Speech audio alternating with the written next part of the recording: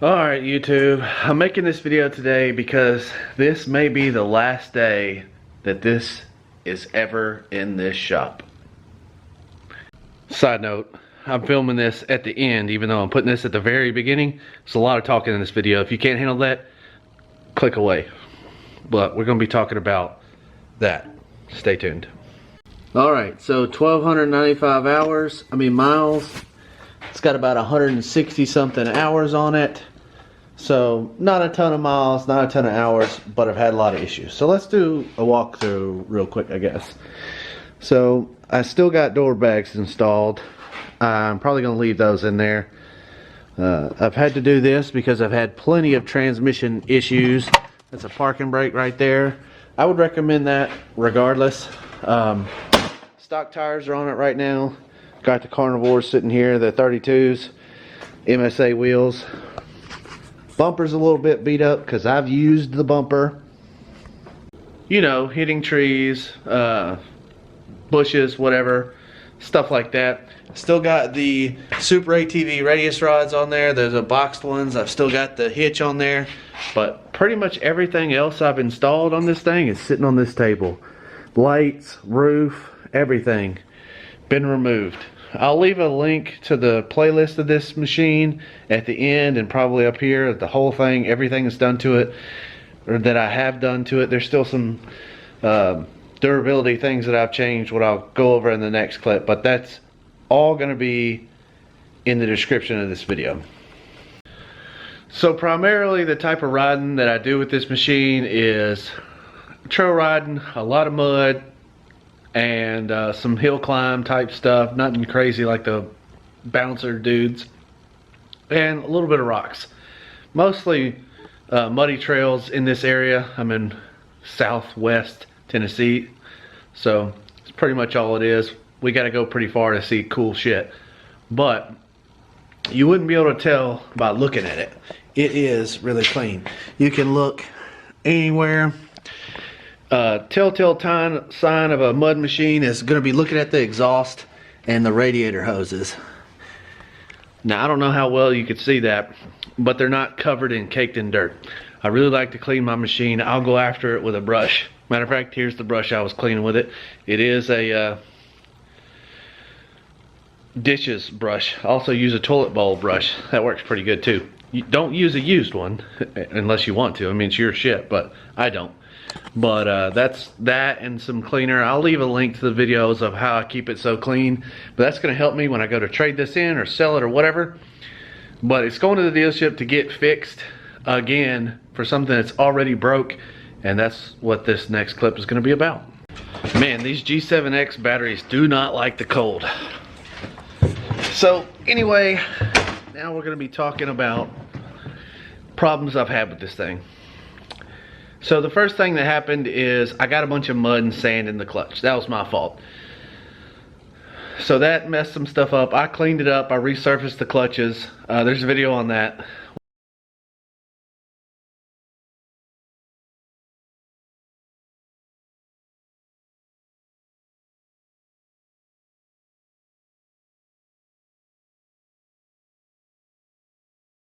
Worked out good. Never had another issue. But I did replace the belt with the wrong belt. The belt exploded and it ruined the housing.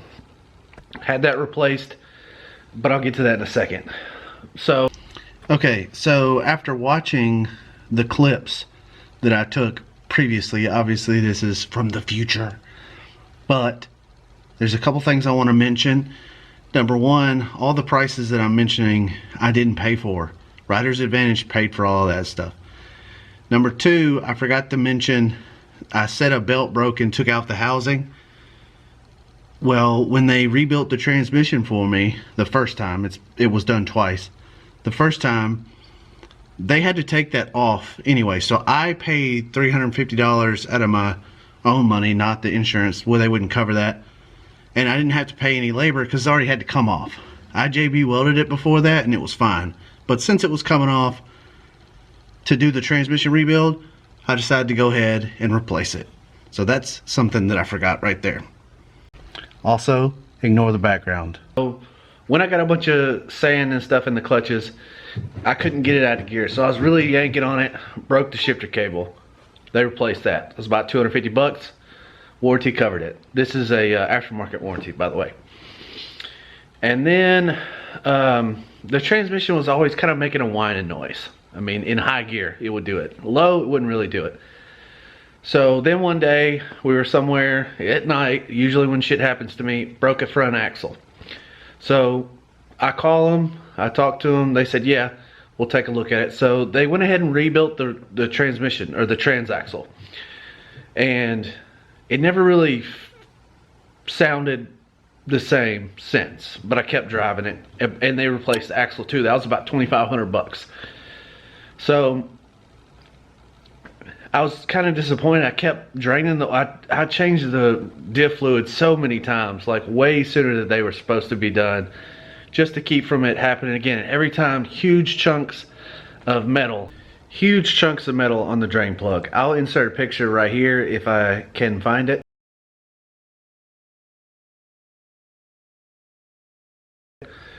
But every single time it looked like that. It was bad. I called them and even asked them. They were like, yeah, it's been a couple hundred miles since we've done it. That's normal.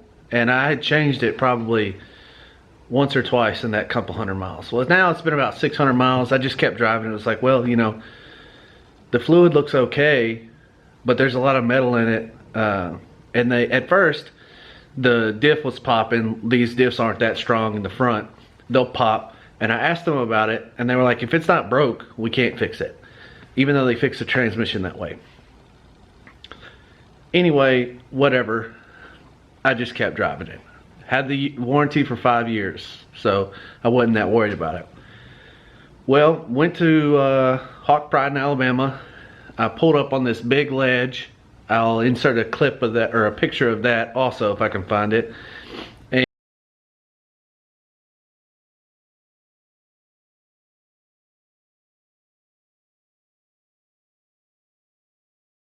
And that was a pretty cool place. But when I did that, a bunch of oil was on the ground that ran out from the skid plate. So I noticed that the front diff had a seal that was leaking pretty bad. That's not good. So I got home, I drained it, nothing was in there. So I called them up again, and they said they were busy. So they sent me to a different mechanic shop that they own, and I took it to them. They found a bunch of other stuff. I said the steering was a little bit loose, which it was. So they replaced the front differential completely. They didn't rebuild it. They replaced the steering rack, which came with the outer tie rods, and that was about $3,000. But they also said it needed ball joints, which one of them was pretty bad. I'll show you what that looks like. So here's a good ball joint that came off. Everything's still good with it. I can't move it. This one, on the other hand, not good. They also said a wheel bearing was bad, and yeah, it was bad. So I got SuperATV ball joints and one wheel bearing, and they've seemed to be good. And then I kept riding it, even though they told me the drive shaft was an issue, and they told me that that was covered, but they couldn't get one from Polaris for whatever reason. So I just rode on it because it wasn't that bad. And eventually I got a whole drive line from SuperATV. I got the Rhino with the billet carrier bearing, so that's still installed. And that whole adventure was like $3,000, so that was quite a bit that needed to be replaced at like 1,000 miles or so.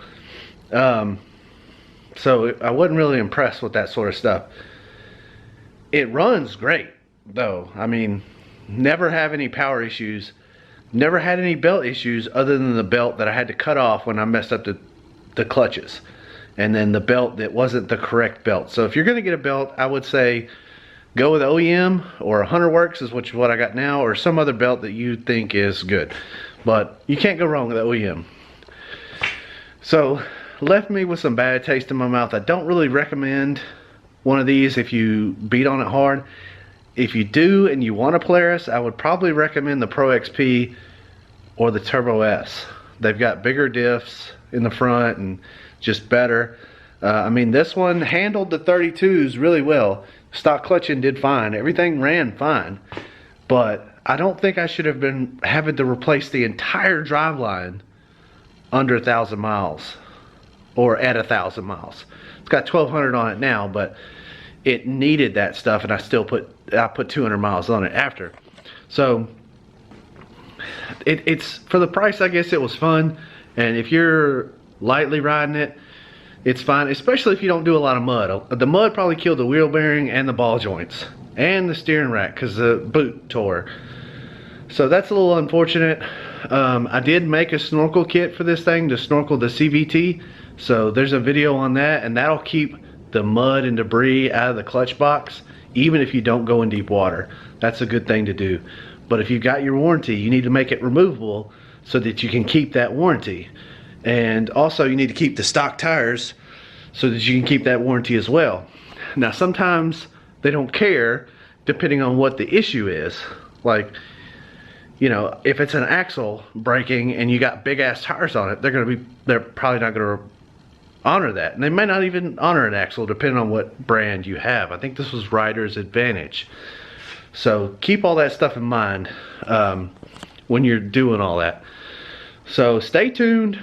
I'm gonna get a new one and I'm gonna post it probably on TikTok first, maybe my Instagram. So you can follow me there. I'll leave links to that down below. Also subscribe, let me know what I should get, because I'm still kind of on the fence, even though I'm pretty sure I know what I'm gonna get. But I guess I'll catch y'all on the next one. Make sure to watch some more videos on this if you're interested in getting one. I would say 6.5 out of 10. So take that however you will, and I'll catch y'all on another video.